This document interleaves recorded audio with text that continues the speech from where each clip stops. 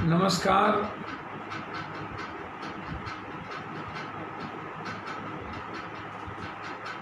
जनता जो मानवता के सच्चे प्रहरी हैं, और मैं मानता हूँ इंसान से बड़ा भगवान कोई नहीं। इंसान है तो सबका अस्तित्व है।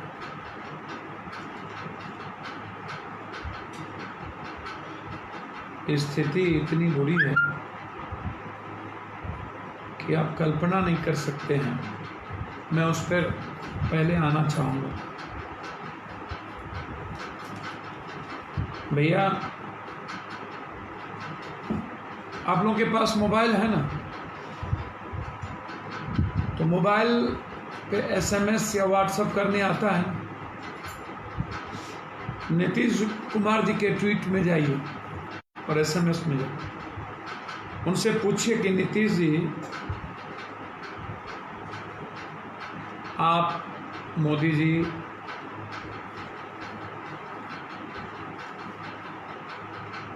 कौन सा बदला ले रहे हैं बिहारियों से? क्या गुनाह किया है बिहारियों ने?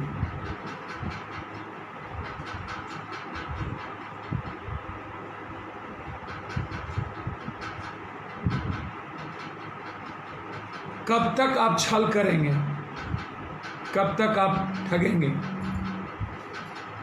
कब तक लोगों को मरने पर मजबूर करेंगे? किस्मत, भाग, भगवान के भरोसे आदमी खुद कब तक, जब खुद ही आदमी को जीना है भगवान के भरोसे ही, तो फिर सरकार का औचित्य क्या? जनता का पैसा कम से कम जनता को तो लगेगा। एक गंभीर सवाल से मैं शुरू कर रहा हूं। पहला सवाल कि नीतीश कुमार जी ने टाइम्स ऑफ इंडिया में छपवाया कि हम पहला राज ऐसा बनने जा रहे हैं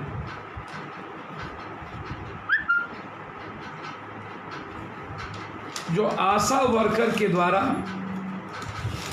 जो भी आशा वर्कर हैं, लगभग सभी लोगों का कोरोना वायरस का हम जांच करें। बहुत गौर से समझिएगा, इसको सुनिएगा। ये कोरोना वायरस की जांच नहीं हो रही है, कोरोना वायरस हर लोगों में फैला रहा है।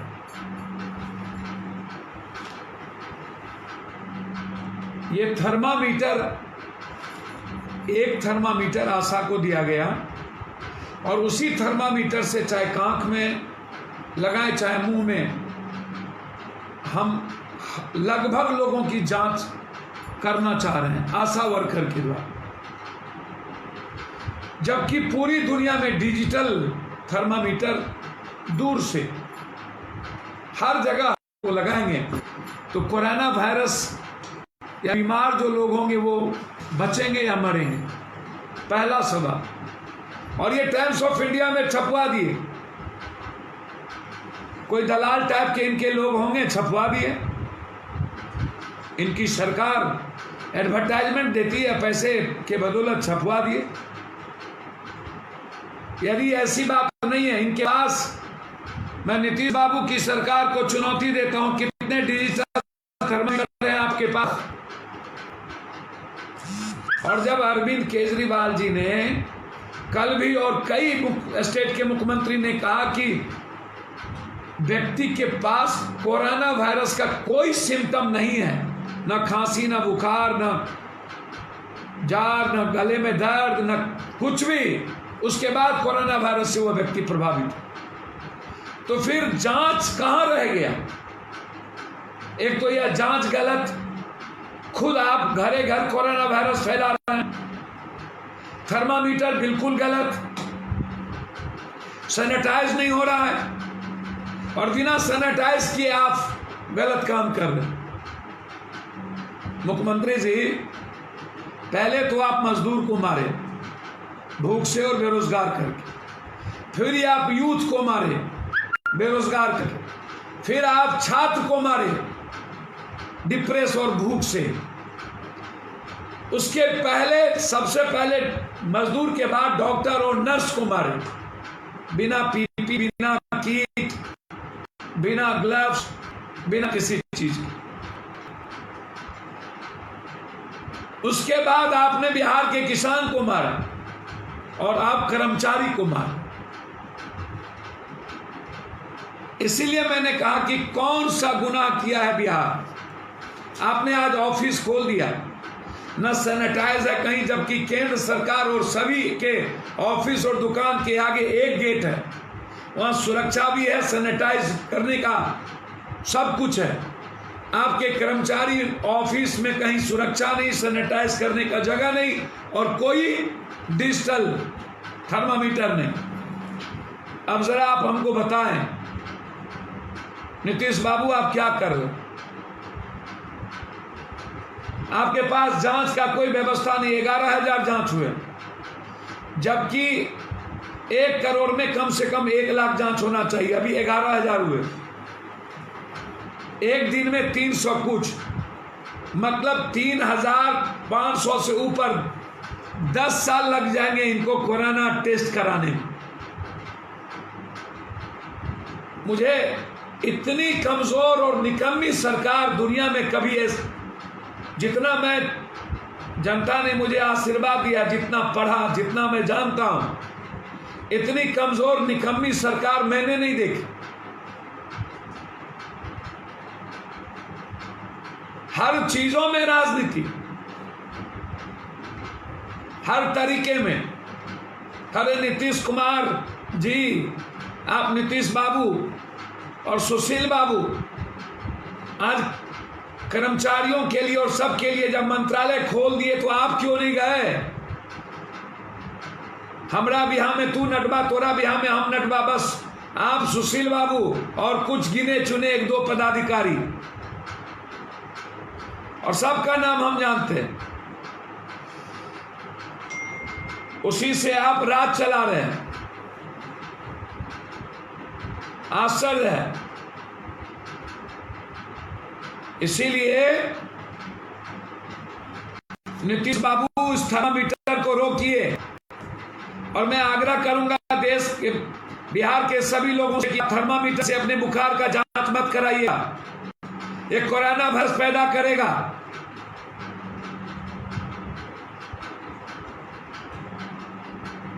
इसको समझने की कोशिश करिए। दूसरी तरफ जो सबसे महत्वपूर्ण है कि कोरोना वायरस अब सिर्फ सिम्टम से नहीं, किसी भी तरीके से हो जाएगा। Association of health service private India ने बहुत गुप्त तरीके से कहा है कि बिहार कोरोना वायरस से नहीं, अन्य बीमारियों से भी अब ग्रसित, क्योंकि 1 महीना से लगभग डर के कारण या किसी कारण से प्राइवेट और सरकारी हॉस्पिटल लगभग बंद है। लोगों का इलाज सही तरीके से नहीं हो रहा। तो अब जरा आप हमको बताएं कि हम लोग क्या चाहते हैं, किस रूप में हम लोग आज नीतीश बाबू ने कहा कि हम बाढ़ शिविर की तरह भोजन का काम शुरू करेंगे। 1 महीना में 2 दिन कमी है नीतीश बाबू। मनरेगा के मजदूर को आप शुरू करने की बात 1 महीने के बाद कही, क्या आपने उन्हें कोई व्यवस्था किया? ये समझने की जरूरत है। हमारी कौन सी व्यवस्था आपने की? ये सबसे महत्वपूर्ण है आज के डेट में। और आपने कहा कि हम खाना देंगे। पटना के बाढ़ में खाना दे पाए? 15 सालों से जितने बाढ़ आए आपने कोई जिंदगी बचा पाई? चिमकी बुखार जो वादा किए क्या आप रोक पाए? क्या आपके हॉस्पिटल बने? मैं आना चाहूंगा आपसे बहुत महत्वपूर्ण सवाल पर कि पहले आप हमें यह बताइए, आप लोग कह रहे हैं कि ट्रक, सब्जी मंडी लॉकडाउन के समय किसानों की पक्की फसल और साग सब्जियों का मंडी में न पहुंचने से हुए नुकसान की भरपाई कैसे होगा, इस पर कोई चर्चा नहीं। उचित भंडारण की व्यवस्था न हो पाने जिम्मेदारी कौन? क्या इस समय आप किसानों के ट्रैक्टर या ट्रक से टोल टैक्स लेना सही है? जॉरस की सामग्री ट्रांसपोर्ट किसानों पर पड़ेगा, इसके लिए आपकी क्या तैयारी है? 14 अप्रैल 19 दिनों के बाद जब 19 दिन प्राइम मिनिस्टर साहब ने कहा था कि लॉकडाउन होगा, तो मुंगेर जिले में एक पति थे पदम सिंह और 2 बेटियां, उनकी पत्नी टीवी सेट के सामने बैठी मंजू बेहोश हो गई और एक ही सवाल कौंधा, हे मालिक कैसे जिएंगे, मैनेज कैसे होगा? नेशनल हॉकर्स फेडरेशन के मुताबिक देश भर के 4 करोड़ से अधिक रेहड़ी पटरी ठेले वालों ने 95% घर बैठ गए।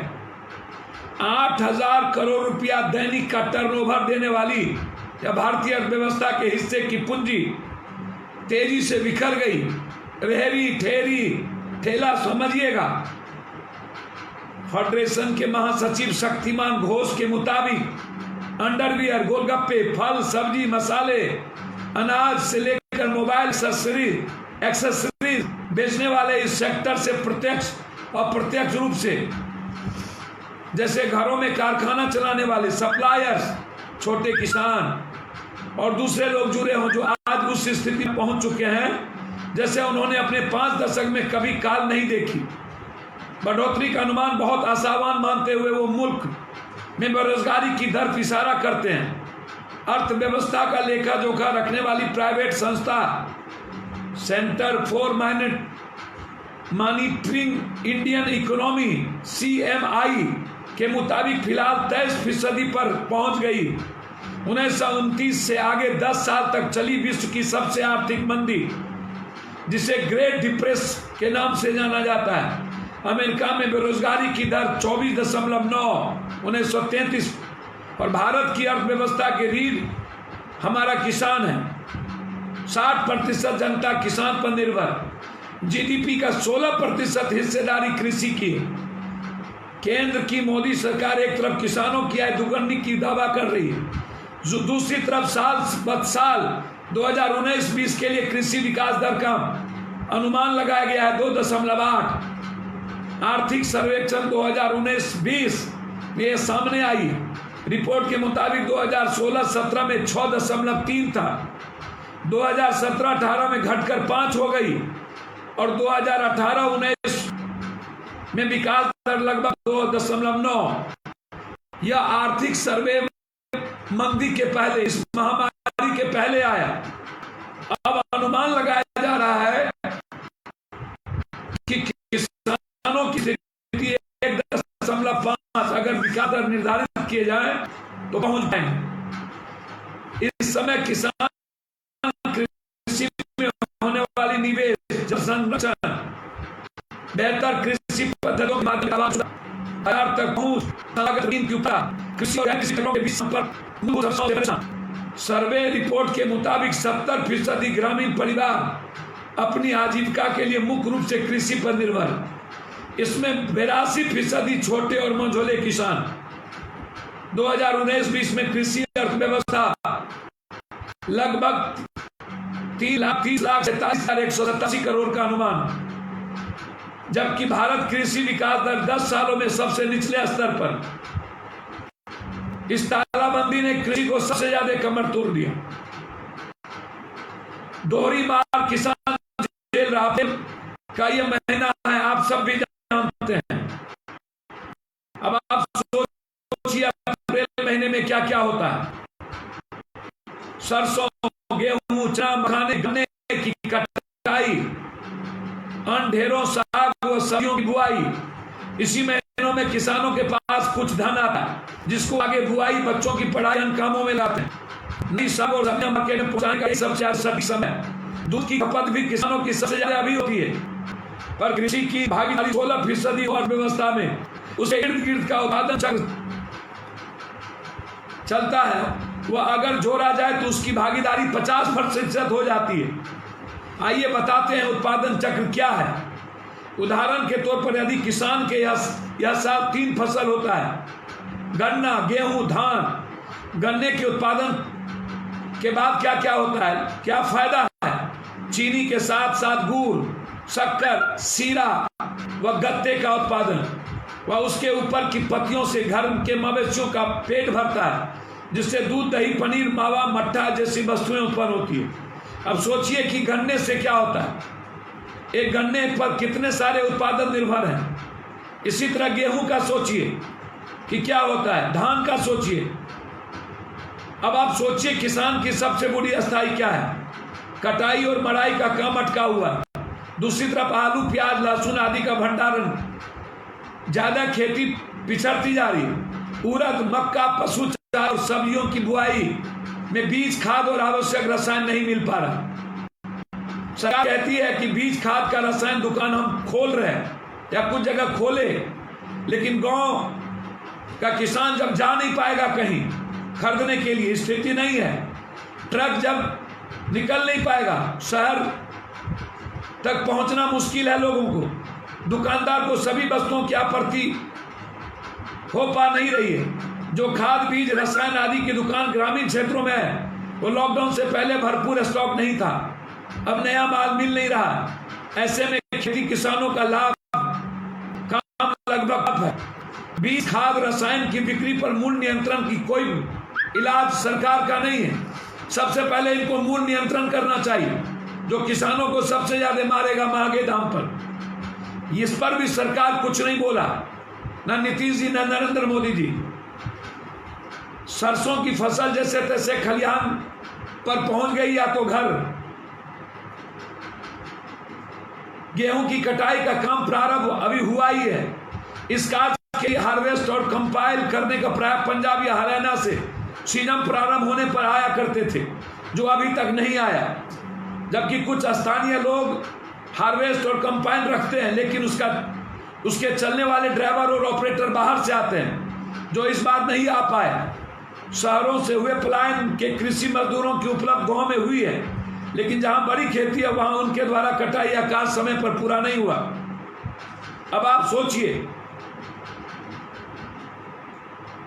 ये जवाब किसानों को कौन देगा? और ट्रक और ट्रैक्टर को जब टोल टैक्स लगेगा तो आज की स्थिति क्या होगी? और खाद जो आज अप्रैल में बुआई होगा, और गन्ना, गेहूं, धान की स्थिति बुरी होगी। जो दूध और सब्जी से हम अपने घर को, बच्चों को पढ़ाते, वो बर्बाद हो गए, तो क्या हाल होगा किसानों की? आप इस पर गंभीरता से सोचिएगा।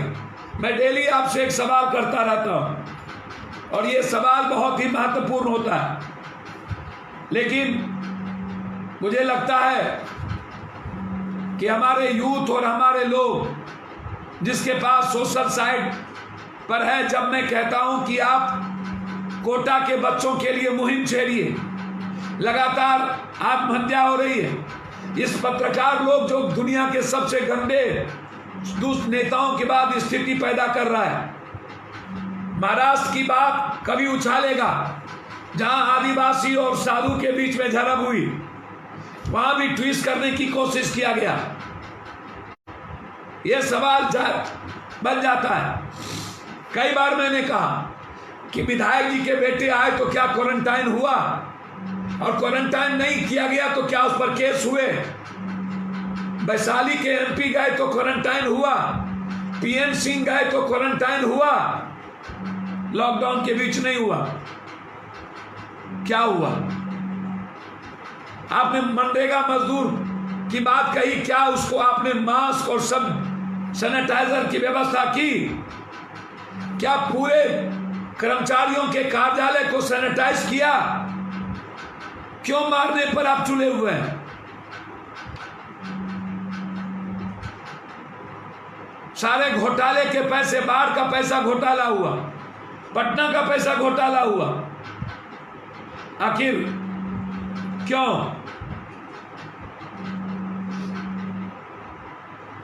यह सबसे बड़ा सवाल है। मैं आज नौगछिया में एक डॉक्टर को गोली से भून दिया गया। ऐसे समय में नीतीश जी, चलिए 1 महीना आप घर से नहीं निकले,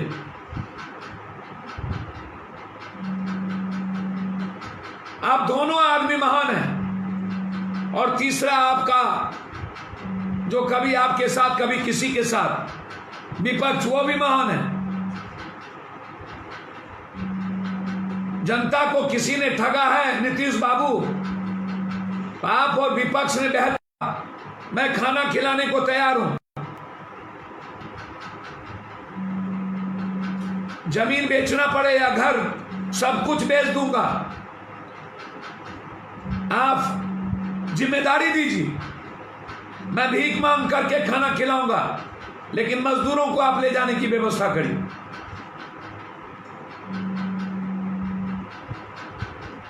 आप कभी, मैंने कल भी कहा, बेगूसराय में संतोष शर्मा की पुलिस षड्यंत्र के बाद हत्या हुई, पुलिस का कहर चरम पर है,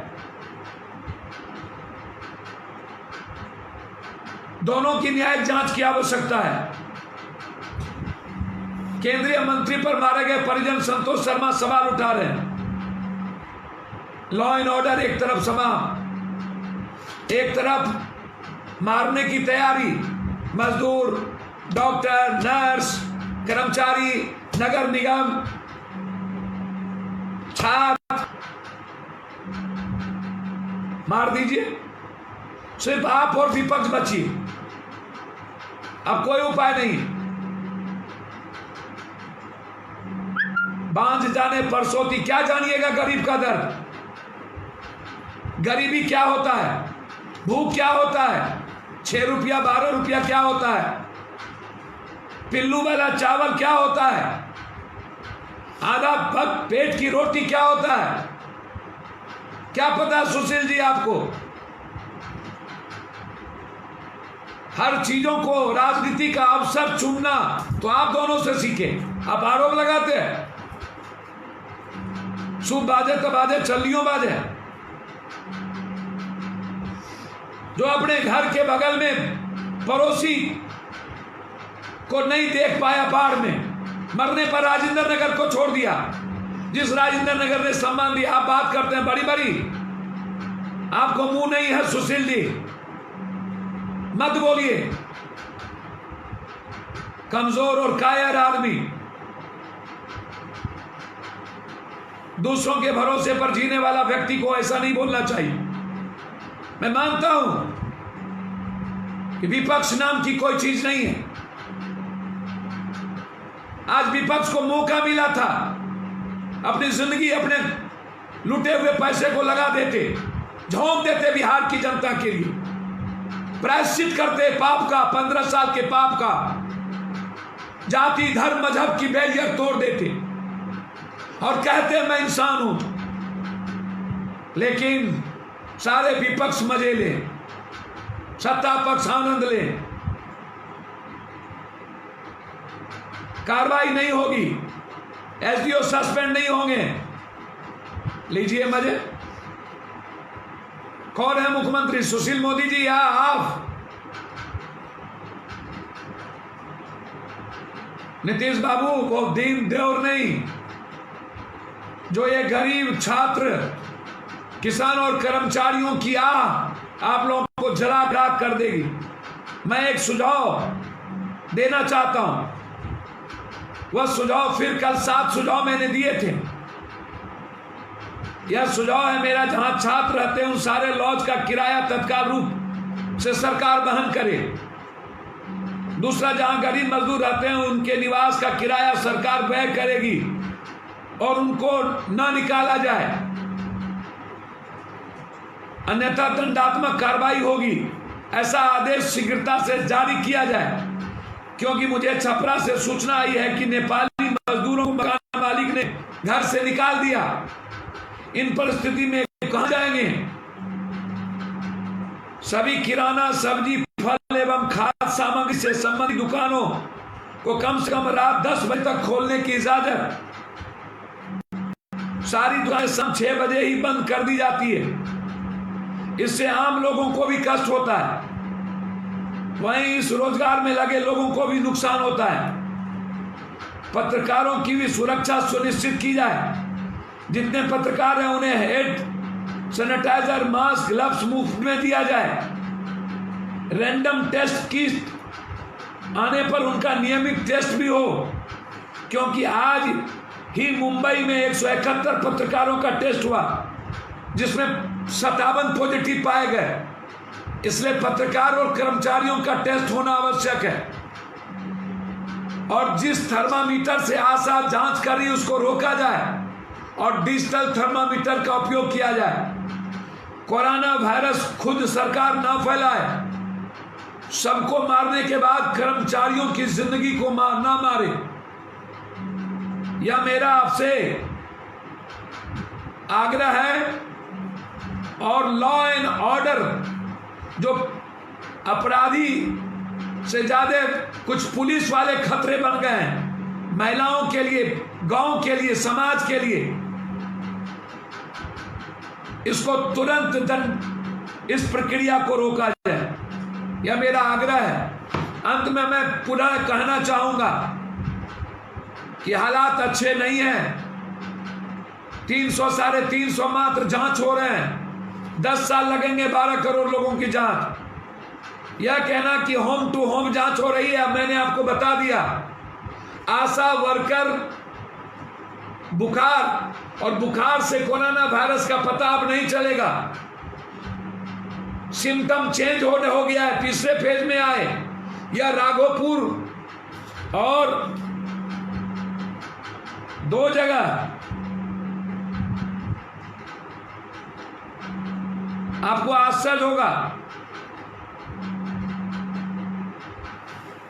राघोपुर की स्थिति एक जगह और जहां कभी गए नहीं, कुछ हुआ नहीं, और वो कोरोना वायरस से प्रभावित हो गया, पॉजिटिव निकला।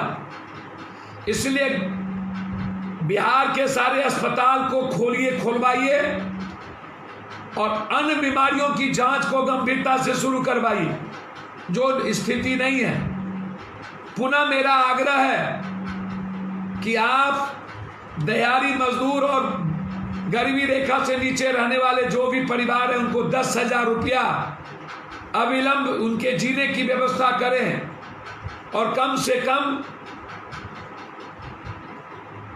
केरल के तर्ज पर दाल, चावल, आटा, तेल, प्याज, दूध की व्यवस्था, मसाला आप किट्स बना करके परिवार को दें।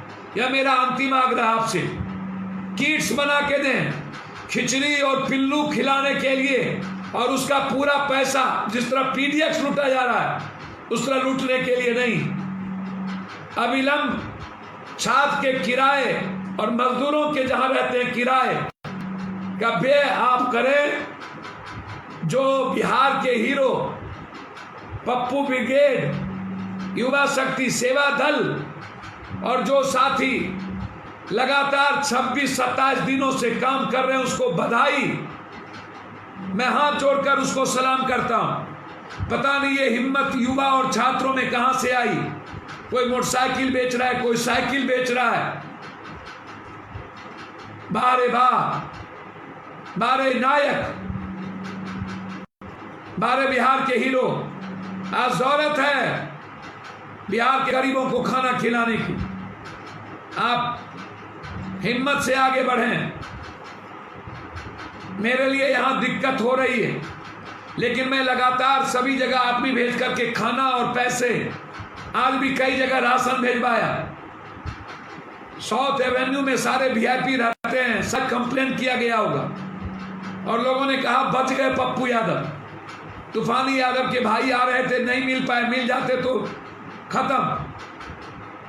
अरे जिसके साथ जनता जैसा भगवान हो, जाको राके साइयों मार सके ना कोई। सेवा मेरा समर्पण है। आज लगभग 500 अकाउंट्स में बैंक के द्वारा मैं डिलीवर किया हूं। कल फिर 100 बैंक अकाउंट में जाएगा। प्रयास लगातार जारी है।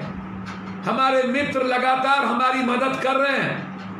मैं उम्मीद करता हूं कि आप पार्टी के अकाउंट्स में मदद करेंगे।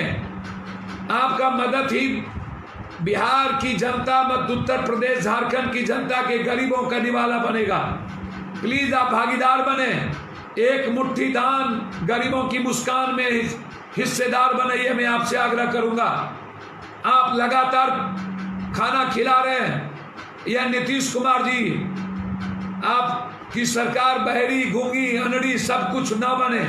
आप देखें कि बिहार की जनता, बिहार का हीरो गरीबों को कैसे खाना खिला रहा है। आप वो जिम्मेदारी पप्पू यादव को दें, कोई भूखा नहीं रहेगा। किट्स की जिम्मेदारी पप्पू यादव को दें, सप्ताह में किट्स पहुंचेगा और लोग अपनी जिंदगी 3 महीना तक जी सकेंगे। बहुत बहुत धन्यवाद, नमस्कार।